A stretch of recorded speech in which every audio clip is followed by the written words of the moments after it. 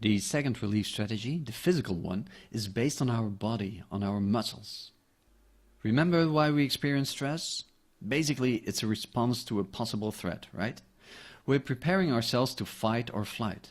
Our body just pushed the turbo button so we can run faster, hit more accurately, feel less pain, and so on. On the physiological level, we're totally boosted.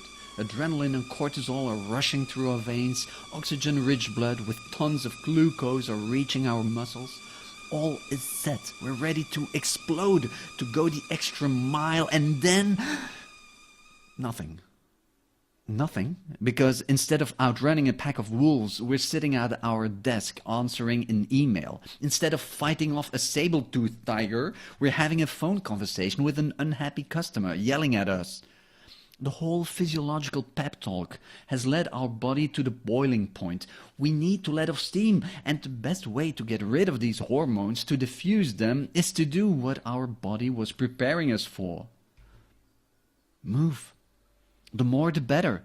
Don't be afraid to sweat. Sweat contains high levels of adrenaline, which is perfect to bring those hormones back to an acceptable level in our bodies. And what's even better, not only does physical relief diffuse stress, it also better prepares us for future stress and helps fight depression. It is by all means one of the most effective strategies that can be used, as it also builds up resilience towards future stress. In the next lecture, we will go over some ideas to blow off steam and have that body moving as it was meant to do.